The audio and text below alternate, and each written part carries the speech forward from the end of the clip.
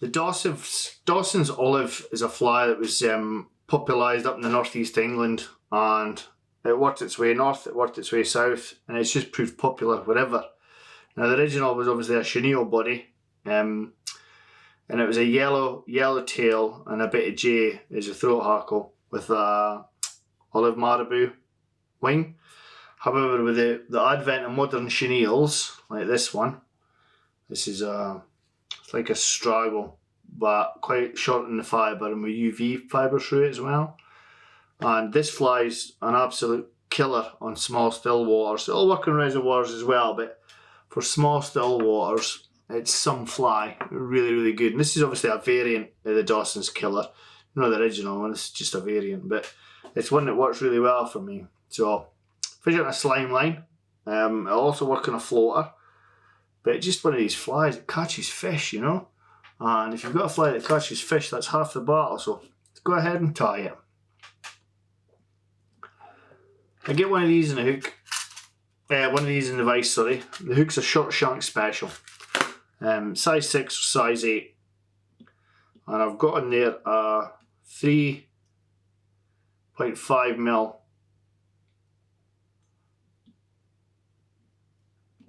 brass bead, painted brass bead. Now I'm using a chartreuse thread because obviously I've got a chartreuse bead. Keep everything nice and tidy. Come in behind the eye and work down the hook shank. And just pull that off there. Now this stuff for me is key. So this one says it's Flue Orange Marabou. It's the weirdest orange cross sunburst colour I've ever seen in my life. And for me, it's worth its weight in gold because I can't get it anymore for some reason. I got that 100 years ago at Ibrook Tackle Shop. I'll probably get a phone call from, it's not Ibrook anymore, is it? It's Rutland Fishing, I think. I'll probably get a message from my mate Stuart Ilsley that I bought this from, and he'll say he's still got some, knowing him. So I just take a generous pinch for the tail. I'll snip the end off there so I've got a nice even end to work with. Sorry about the squeaky bobbing, everybody. Now, a lot of people will tell you about getting the tail wrapped around the hook when you're fishing. So what I do when I'm tying is I lift my tail, come round, come over. Lift my tail, come round, come over. Lift my tail, come round. So I've done that 3 times. That does not spin around the hook anymore. It stays in place on top of the hook shank, dead centre. So I've now got this stuff, and it's a sample pack given to me by a guy, Steve Newsome, I want to say. And it's very similar to an old Steve Pattern fits that I had, but it's like, I don't know, 1.5 cm, something like that, length, and it's olive and UV, if you can see the fibres there. So what I want to do is I want to make the body nice and even, so I get the whole of the core, so the whole core on there. Sorry about this squeaky bobbing, it's shocking. And then wind it up to the bead. So the key with this thing, touch and turns, cover every bit of yellow. So every time you take a turn, pull the fibres back towards the rear of the hook. Turn, fibres back. And just repeat that all the way up to the bead. So you can't see any of the underbody.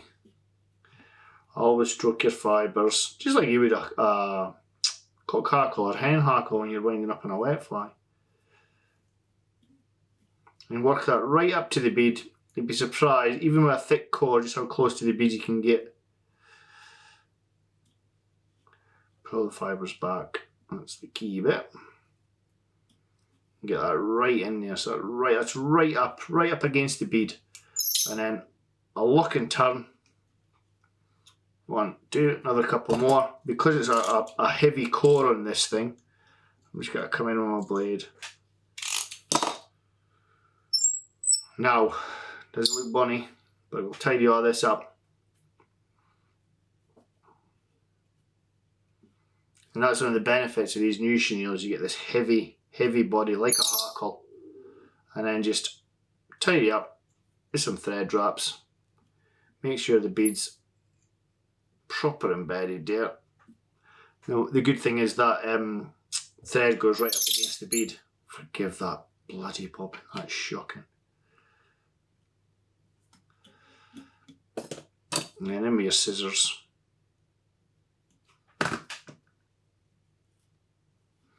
Now just give this a little bit of varnish around the thread hackle. The tying off point of the thread behind the bead. Like so.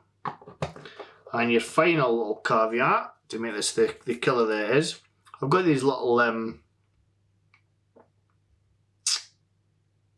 God, my brain's went blank. That's what happens when you get old. What do you call these?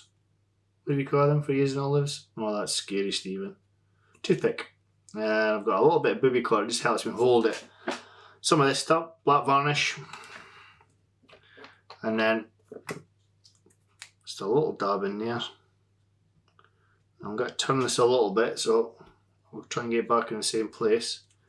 And I'm just going to stick some eyes on, like so. Do the eyes either side. So you've got your finished fly. So it looks like finished fly. Eyes on both sides, and that's your Dawson's variant. Such a good fly for still water, for pulling. Great for stockies. Actually catch your resident fish as well, but an easy one to tie. That fritz is pretty key. And that weird sunbursty tail is just fantastic. So a really nice fly to tie, and one that's got to catch you plenty of fish. That Dawson's variant. Hope you enjoyed that. Please subscribe to my channel.